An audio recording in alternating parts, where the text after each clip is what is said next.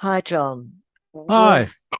But I think today we're going to have a chat about purpose and its role in transpersonal leadership and in organizations. I mean, many's the time I've done work on vision and values with organizations and aligning those with their strategy. But we didn't hear that much about purpose. And purpose is something that people are talking a lot more about, and we talk about in terms of the transpersonal journey. What's the difference and why does it matter? Yeah, well, I think that purpose brings us to the why, the fundamentals of what life is about, what our lives are about, what the world is about, what the planet's about. And I think it's about how we connect with basically the greater good. How can we connect with that? So I think that whereas mission and vision are important in terms of, vision being the what and mission being the how, again, depending on how you define those two things. Um, but but if we don't understand why we're doing something, then it doesn't have the depth or the intent that we really need to be successful. So can you give me an example of an organization or even, our own organization? How do you realize and come up with your purpose and what do you do with it once you've identified it? Well, I think the how you come up with a purpose is by really thinking about, what impact are you going to have on the world? What impact does this have on the world? That's a good start. But I think that it's also important that we connect our individual purpose with the organization's purpose. If there's no alignment, then we have to ask ourselves, are we in the right place? Mm. Um, and as we know, recently there were 100 and I think it was 190 CEOs made a commitment to having a purpose for their organizations. But when there was a study evaluating what the impact of that had been, the reality was that very few, if any, of those chief executives had actually put their purpose into practice. So again, have you got an organizational example of somebody that's obviously we don't know the ins and outs unless they're organizations we know personally, but I'm thinking of something like Patagonia or Yeah. there are the number of others.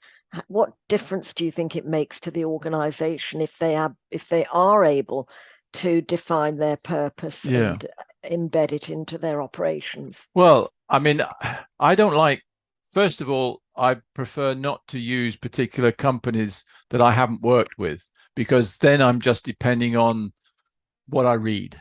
And as we know, in today's world, you don't know, you don't know what's true and what's not. But if you take it on face value, then there are a lot of organizations who have a good purpose. Even Tesla, which maybe not everybody's favorite at the moment because of Elon Musk and Twitter and so on and so forth. Their purpose, about changing the world for the better because of using different energy systems is very good. What is behind that? Who knows? Mm.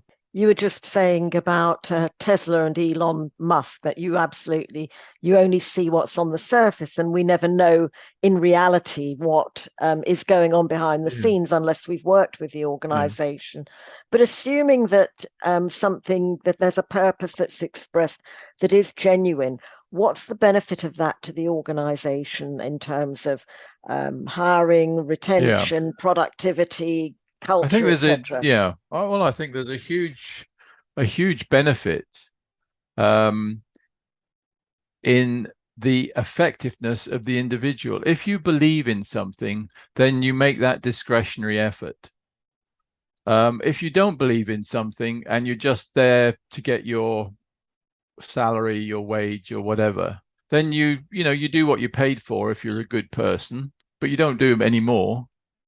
Um, But if you believe in something, then you will make that discretionary effort. And in my view, that has a huge impact on productivity. And I would suggest that it may be, one of the reasons why productivity in the rich world has fallen back over the last 20 years or so, because we've maximized efficiency. But so where do you go from there? And the way you go from there is by that discretionary effort, which has to be given willingly. Discretionary means willingly, not something that's forced on people to work harder. And we do know that the younger generation want to feel that they're doing something positive or contributing to something positive, and not just working for a company that just wants to maximize its revenue base or its profit base. Yes. So it seems to me that it will help bring in and hold on to younger staff that they need for the long term. Yeah. It's not suggesting that older staff aren't equally values or purpose led, and sometimes we only really realize our purpose as we get past that first flush of trying to earn a living for our families and fighting our way through kids in primary school, etc. Yeah. No, I think there is a huge change in society. And we don't see that change from day to day, and we're always fighting things that are unfair. But I think the overall society is developing, and the data makes it quite clear that there's a higher percentage of young people who are more interested in the qualities of the organization they work for rather than how much money they're going to earn. I had somebody very cynical respond to a comment I made on one of the forums like LinkedIn about the impact of purpose on productivity. And his cynical response was, "Are you sure this is not just a way to get people to do more than the number of hours a week they're paid for?" Well, unfortunately, I think there are quite a few organizations and leaders who actually take that attitude, which takes us back to the ethics that you've got to be genuine. This has to be a genuine thing, and people, most people can see through that falseness, and that's why people get cynical. Yeah, people do spot a fake. I mean, Yeah. human beings are pattern spotters by instinct, by exactly. hardwired into us, because you then protect yourself from the unknown danger, don't you, if you have spotted a pattern. So if you had one piece of advice to give to an organization that was seeking to determine its purpose, what would that be? Well, I think perhaps the first thing is to identify how you go about defining the purpose. And I think one way to do that is to get everybody involved, and get people to understand.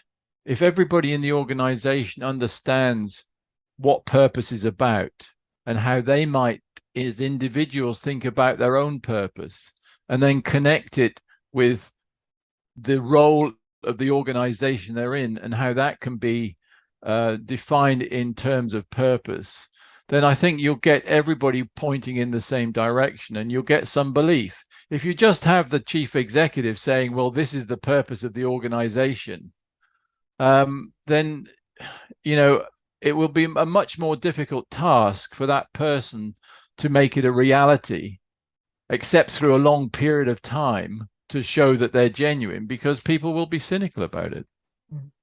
I guess another word that's gone out of vogue is vocation.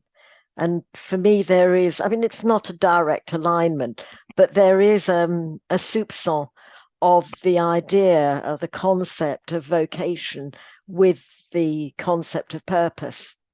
Yeah, no, I think that's right. And I think on an individual level, if there will be many people in the world who don't align their own purpose with the organization they have to work for or need to work for to earn money for their family and so on and so forth. But it does give them an opportunity, if they have their own purpose, to either work with a charity or do some hobby or do something outside their direct work that still gives them fulfillment, which is really important, that sense of fulfillment for an individual, for mental health as much as anything else.